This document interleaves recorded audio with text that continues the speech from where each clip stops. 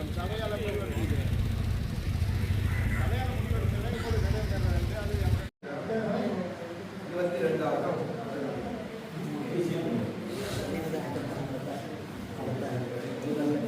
தலைவர் வீட்டு நூலகம் கட்டுவது தொடர்பாக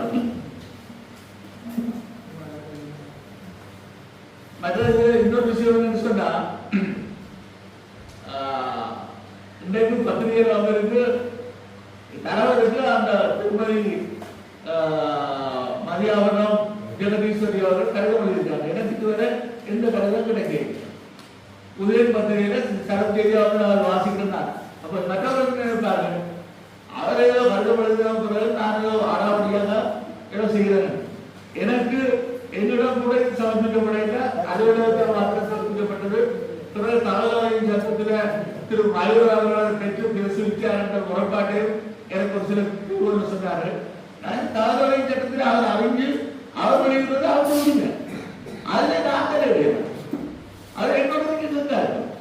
தகவலின் சட்டத்தில் அவரோட விண்ணப்பிச்சார் என்றால் நாங்களும் கொடுக்க வேண்டியது கடமை இல்ல. இப்ப தகவல் சட்டத்துல இதுல முழுமையா என்னன்னு சொன்னா, எங்களுக்கு இந்த விடயம் சம்பந்தமா சபையில நடக்கிறது தெரியாது. கிட்டத்தட்ட 20 நாளைக்கு 25 நாளைக்கு பிறகுதான் திரு அமரசேனாபதி வசீகரன் அவர்கள் நானும் இந்த சபையில வந்து இந்த விடயம் சம்பந்தமா செயலாளர்கிட்ட கேட்டுறாங்க. இப்படி ஒரு விடயம் கேள்விப்படுறாங்க உண்மையும். அதுக்கு பிறகுதான் நாங்க அந்த பயில வாங்கி நாங்க பாக்குறாங்க என்ன நடந்திருக்கிறது பாக்குறாங்க. பார்த்த அடிப்படையில திருப்ப நான் அந்த இதுமே தகவல் சட்டத்துல கேட்டுறேன். அந்த டாக்குமெண்ட் தருது. ஆனா அவைய தரையில்லை. ஏன்னு சொன்னா தனிப்பட்ட ஆக்களுடைய விடயங்களுக்கு சொல்லி எனக்கு தரமாட்டம் பண்ண சொல்லி போட்டுருந்தோம். ஆனா அந்த நான் பிரசுரிச்ச மேப்பு வந்து ஏற்கனவே அவையில பிரசுரிச்சது. அவையில இப்படி ஒரு மேப்பு நாங்க போடுறோம், 3 கோடி செலவழிக்க போறோம், 2 கோடி இதெல்லாம் கதைச்சு அது வந்து வாக்கு வாக்கமா வெளிநாடுகள்ல ஒரு 3-4 மாதத்துக்கு முதலே கதைக்கப்பட்டு ஒரு திட்டம் செய்து அவை தமக்கை தலைவருடைய தமக்கையோட கதைச்சு திட்டத்தை நடைமுறைப்படுத்த வைக்கிறாங்க. இது சம்பந்தமா அதை சுத்தி இருக்கிற மக்கள்கிட்டயோ அல்லது வெள்ளத்துற மக்கள்கிட்டயோ எந்த ஒரு நிலைப்பாடு சம்பந்தமா எது கூட்டம் வச்சா ஒன்றுமே கேட்கல. எங்களுடைய ஆதங்கம் என்னன்னு சொன்னா அது நாங்க இல்ல, எங்களுடைய ஆதங்கம் இல்ல. வெள்ளத்துறை உலகத்துல இருக்கிற எல்லாருக்குமே தெரியும் அது தலைவருடைய காணி, அவ்வளவுதான். அது தலைவருடைய தமக்கையுடைய காணி என்றது எங்களுக்கு இந்த விடயங்கள் பார்க்க தெரிஞ்சது. தமக்கையுடைய காணி என்று சொன்னாலும் கல்வெட்டுத்துறையில பிரதான அடையாளம் வந்து எங்கள் தலைவர்கிட்ட வீடு இருந்தது அப்படின்னு தெரியும். அது ராணுவத்தால பிடிச்சு அகற்றி ஒரே நாள்ல ஒரே இரவுல இந்த மாணவர்கள் அதை பிடுங்கி கொண்டு போனவங்க எங்களை இங்க எல்லாரும் போயிடாம மறைச்சு வச்சுதான் எல்லாம் நடந்தது. அப்ப எல்லாத்தையும் மறைச்சு கொண்டு போயிட்டாங்க. இப்ப அது ஒரு தரையா இருக்குது. தரையா இருந்தா கூட அது தலைவர்கிட்ட வீடு என்ற பேர்ல தான் இருக்குது. இப்ப நீங்க அதுக்குள்ள வந்து ஒரு நூலகத்தையோ இல்ல ஏதாவது ஒண்ணு நீங்க கட்ட வலிக்கிறீங்க, என்ன பிரச்சனைன்னு சொன்னா ஒரு ஆள் வந்து தலைவர்கிட்ட வீடு நீங்க எது கேட்கிறா, நீங்க என்னத்தை காட்டுறீங்க? நம்ம லைப்ரரி தான் இருக்கு அல்லது ஏதாவது நினைவகம் சொல்லிட்டோம். உங்களுக்கு தெரியாது அதுக்கு என்ன வேலை போகுது, நிலவரம் பெறப்போதா, யாருடைய படம் பெறப்போகுது, என்னென்ன வரப்போகுதுன்னு தெரியாது. அதுல போட்டிருக்கிற விண்ணப்பத்தை நாம பார்த்ததுக்கு லைப்ரரி தான் இருக்குது. ஆவண காப்பகமோ அது எந்த ஒரு விஷயமுமே இல்லை. வெறுமனே ஒரு மாடி கொண்ட ஒரு நூலகம் மட்டும்தான் கிடக்கும். எங்களுடைய ஆதங்கம் எங்களுடைய நிலைப்பாடு என்னன்னு சொன்னா, ஊர் மக்களுடைய நிலைப்பாடு என்னன்னு சொன்னா அது தலைவருடைய வீடு அவருடைய பேரிலேயே காலத்துக்கும் இருக்கும். அது வருங்காலியா இருந்தா கூட பரவாயில்லை. ஆனா நீங்க அதுக்கு வீடு கட்ட போறீங்கன்றது சட்ட ரீதியா அவாக்கு உரிமை இருக்கு. அந்த காணிக்குள்ள என்ன கட்டுறதுக்கு ஏன்னா தலைவருடைய தரப்பனை தலைவருடைய தமக்கைக்கு சீக்கிரமா கொடுக்கப்பட்டிருக்கு. நாங்கள் அதை ஏற்றுக்கொள்றோம். ஆனா சட்டப்படி அவையெல்லாம் இந்த விஷயத்தை விளங்கும். அவருடைய அடையாளத்தை நாங்க சிதைக்க கூடாதுன்னு சொல்லி தமக்கையெல்லாம் தெரியும். இங்க இருக்கிறாங்களுக்கு அந்த பொறுப்பை கொடுத்து அதுக்கு லைப்ரரி கட்டுறதால வரப்போற பிரச்சனைக்கு நாங்களும் எதிர்காலத்துல பதில் சொல்ல வேண்டிய தேவை இருக்கு. எதிர்காலத்துல ஒரு குறிப்பிட்ட ஒரு 15 வருஷத்துக்கு பிறகு நீங்க நகரசபை இருந்தீங்க, அந்த நேரம் பேங்க் கொண்டு இருந்து போட்டு இப்போ வந்து என்ன கலைக்கிறீங்கன்னு எங்களை பார்த்து கை தட்டி ஒரு தடவை கேட்கக்கூடாது. அந்த அடிப்படையில தான் நான் உடனே சொன்னாங்க கவிதாளர் சொல்லியிருக்காங்க. நான் வந்து சொன்னாங்க நகரசபை கூட்டத்துல போட்டு கலைச்சி போட்டு முடிவெடுக்கணும்னு சொன்னாங்க. எங்களுடைய நிலைப்பாடு அதாவது தமிழரசு கட்சியினுடைய 5 உறுப்பினர்களுடைய நிலைப்பாடு என்னன்னு சொன்னா, தயவு செய்து குறித்த அந்த நபர்களிடம் அதாவது இந்த விண்ணப்பத்தை படிவத்தை ஒரு திட்டமிடலுக்காக இங்கே சமர்ப்பிச்ச அந்த நபர்களிடம் ஒரு விடயத்தை தெளிவுபடுத்துவோம். இது வந்து தலைவருடைய அடையாளமாக இருக்கிற இந்த வீடை தயவு செய்து வேறொரு தேவைக்காக பயன்படுத்தி இதை நீங்க அந்த பேரை கெடுக்கணும்னு சொல்லுவோம். அப்படி இல்லை நாங்க அது சம்பந்தமா அதுக்குள்ள கட்டணம் கட்ட போறோம்னு சொல்லி வெளிக்கிட்டீங்கன்னு சொன்னா வீடு இருந்தது, தலைவருடைய வீடு இருந்தது, அது இடிக்கப்பட்டாது. அதே மாதிரியான ஒரு வீடு ஒன்றை நாங்கள் அவையில கட்ட அதுக்குள்ள அனுமதிக்கிறது சம்பந்தமா நாங்கள் வந்து அவைகளுக்கு முன்மொழி வந்த சபையால தெரிவிக்கிறது நல்லபடி யோசிக்கிறேன் சொன்னா அதுல லைவா நேரத்தை போயிடும் சொன்னா கடைசி தலைவருடைய வீடு எப்படி இருந்ததோ அதே மாதிரியே அந்த வீடை புதுசாக கட்டலாம். பழைய மாடல் இருந்தாலும் அந்த குடும்ப இன்ஜினியர் கொடுத்தா பழைய வீடு அப்படியே கட்டி தருவாங்க. இப்ப தனிப்பட்ட சொந்தத்தை சொல்லிட்டோம். அதே மாதிரி கட்டுறதை நாங்கள் எல்லாருமே சேர்ந்து அவைகளுக்கு ஒரு விண்ணப்பமா வைக்கணும் பண்றா என்ற கேட்பேன். நாங்கள் அதை திணிக்கலாம்.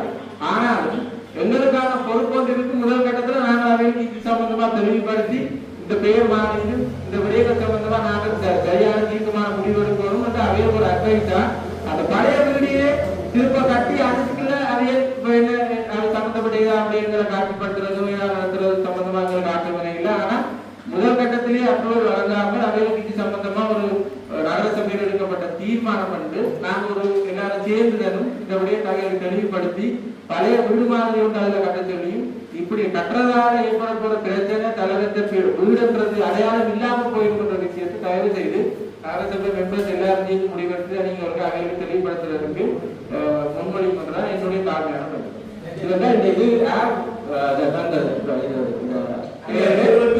சட்டபூர்வமான உரிமையாளர் வெளிப்படையான மகள் மூத்த மகள் ஜெகதீஸ்வரி திருமதி மதியாபண்ணன் ஜெகதீஸ்வரிக்கு சொந்தமான வீடு அவருக்கு சீரணமாக வழங்கப்பட்டது. அவருடைய பேரில் அவருடைய அட்டோர்னி தத்துவத்தை பயன்படுத்தி பவர் அட்டோர்னி கொடுத்திருக்கிறார் திரு ஆனந்தராஜ் முன்னாள் நகரசபை தலைவருக்கு.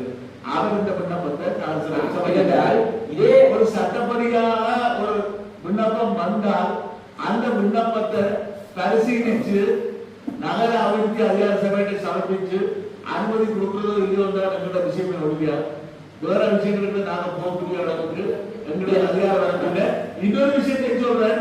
இதுல பின்னணி ஏதோ இருக்கணும் கேட்டால் திருமதி ஜெகதீஸ்வரி மதியானவர் விரோதத்துக்கு கல்லூரி என்று சொன்னப்போ நான் சொல்ல வேண்டி இருக்கு. அவர் தேகாமரோட கலைக்காம இருக்கணும். கடைசி நாங்கள் எவ்வளவோ கெஞ்சித்தான் ஒரே ஒரு நாள் தொலைபேசியில கலைச்சோம். எந்த விஷயத்திலேயே பங்கு பெற்றாகிறோம். ஏதோ ஒரு உலகத்துக்குள்ளதான் நடக்குது. திரு மகன் சொல்றது ஏதாவது இருக்கலாம். ஆனால் சட்டபூர்வமாக எங்களுக்கான அதிகாரங்கள் மட்டுப்படுத்தப்பட்டிருக்கு. அவர்களாக சொல்லலாம் என்றால் உங்களுக்கு தெரியும். அதே இன்றைக்கு அந்த அதிகாரத்தை காணியை வித்தாண்டா விற்கிறோம் அடுத்த நிமிஷம் அதுதான் நீங்க சொல்றது 100% சரி. இப்ப என்னடா நான் தான் சொன்னேன் உங்களுக்கு இதுல வந்து 100% தலைவர்களுக்கு அதிகாரம் இல்லை. ஆனா எங்களுக்கான ஒரு பொறுப்பு இருக்கு. அந்த பொறுப்பை தான் அவையில பொறுப்பா நினைவுபடுத்துவோம். இது வந்து இப்படி செய்கிறதால அந்த நினைவிடம் பண்றது இல்லாம போயிடும். அவருடைய வீடு அந்த பேர் இல்லாம போயிடும். ஆகவே சம்பந்தமா இன்னும் ஒருக்கா சிந்திங்க சொல்லுங்க. இல்லைன்னு சொல்லி அவ திருப்ப மறுபிச்சில நான் நினைச்சுதான் கட்ட போறேன்னு சொன்னா நாங்கள் சபையில எங்களுக்கு டாக்குமெண்ட் இருக்கு. யாராவது கேள்வி கேட்டாலும் முதலாளருக்கு பதிலளிக்க முடியும்.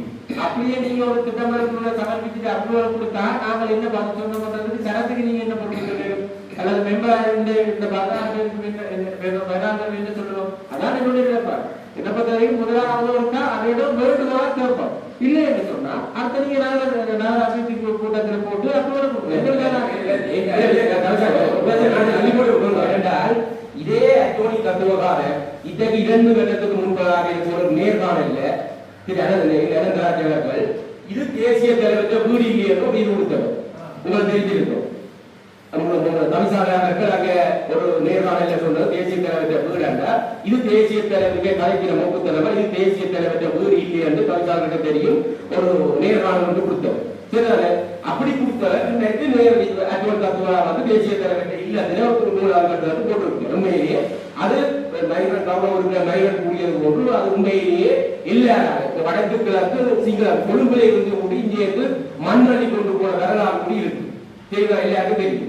அது உடைக்கப்பட்டது என்றால் அந்த தலைவர் படம் உடைக்கப்பட்டது. ஆனால் இப்படி உடைச்சாலும் அந்த வீட்டு நிலம் கூர்ந்தால் ஆகவே எங்களை பொறுத்தவரை அந்த பழசை நாங்கள் இப்ப உதாரணமா பூமியில கட்டக்கூடாது. அந்த இடத்தை நாங்கள் பாதிக்கக்கூடாது பரிசாலம் போட்டு இதே வேலை இந்த இடத்துல எங்களுடைய முதலாக சரியோ நாங்க இந்த சபை இதுக்கு அனுமதி கொடுத்து ஒரு கட்ட பேர் இருந்த மாதிரி தலைவருடைய இல்லாட்டி மயிலக்கூடிய மாதிரி அவருடைய பழைய வீட்டுக்கு ஒரு படத்தை எடுத்து அதே மாதிரி ஆக்கலாம் எங்களுடைய நிர்வாகம் வேண்டாம், அது எங்களுடைய இது, அது எங்க வீட்டுக்காரங்க செய்யுமோ தெரியல, ஆக எங்களுடைய நேர்பாடு இல்ல. அவருடைய திரு மயூரன் அவர்களுடைய வேண்டுகோளை ஏற்று நாங்கள் அவ்வாறான வேண்டுகோளை அனுப்பி வைப்போம். வேண்டுகோளை தான் நாங்கள் அனுப்பலாமே ஒழிய எங்களுக்கு சட்டப்பூர்வமான எந்த உரிமையே கிடையாது. அதை அவர்கள் ஏற்றுக்கொள்வதும் ஏற்றுக்கொண்டாலும் அவர்களை பொறுத்தவரை ஏற்றுக்கொள்ள இல்லை என்றால் அதுக்கு பிரகாரம் நாங்கள் நடவடிக்கை செய்யும். இதான் நான் என்ன புத்தகம் ஏனென்றால் இல்லாட்டி நீதிமன்றத்துக்கு மன்றத்துக்கு போனால் எங்களுக்கு கை கட்டி நிற்கிறார். அது தனக்கு அனுமதி தரவேன்னு சொல்லி போனால் எங்களுக்கு சபை தவிசாளருக்கு அனுமதி அதிகாரம் இல்லை. நகர அபிவிருத்தி அதிகார சபைக்கு தான் இருக்கு. அவர்கள் ஒவ்வொன்று சொல்றதுக்கு தான் நான் மேலப்போ பெரிய ஒழிய அவர்கள் நிராகரிக்கிறத நான் ஏற்றுக்கொள்ள இயலாது. நான் ஏற்றுக்கொள்றதை அவர்கள் ஏற்றுக்கொள்ளணும் இல்லை. அவர் இந்த அடிப்படையில நாங்கள் அவர் சொன்ன ஆலோசனைகளை வைத்து ஒரு கடிதமாக வேண்டுகோளாக அனுப்பி வைப்போம். அதுக்குரிய பதில அவர்கள் உரிய முறைப்படி செய்வார்களாக இருந்தால் செய்யட்டும், இல்லாட்டி நடக்கும்.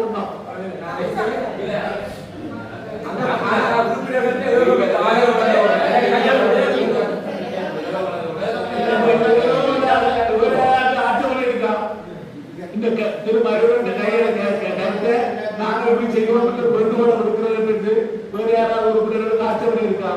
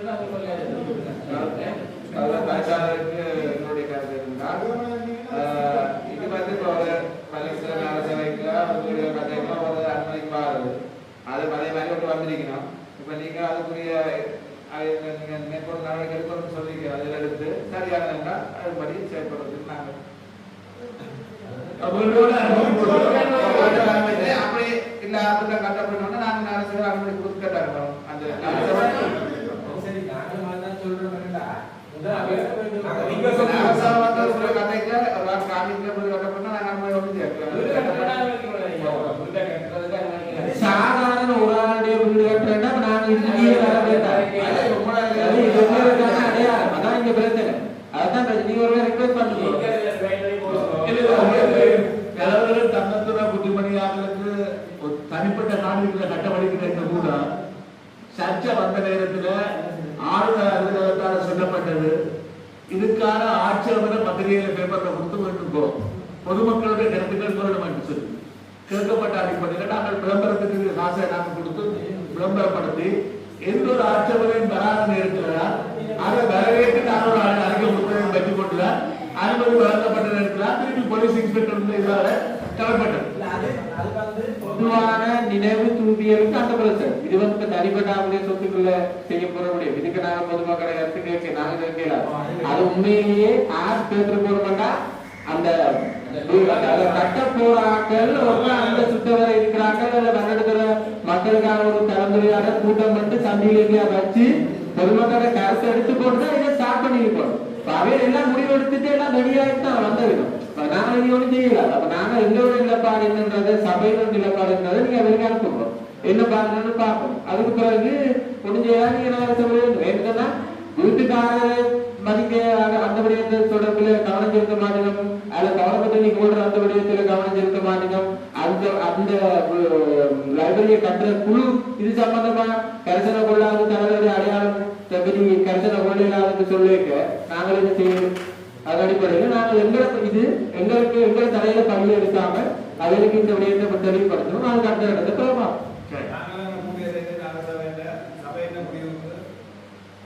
இப்போ ஒரு வேண்டுகோள் இருக்கிற அதுக்கு பிறகு சபை ஒட்டப்படுவதில் நாங்கள் அப்புறம் எல்லாம் தீர்மானிக்கிறோம். எனக்கு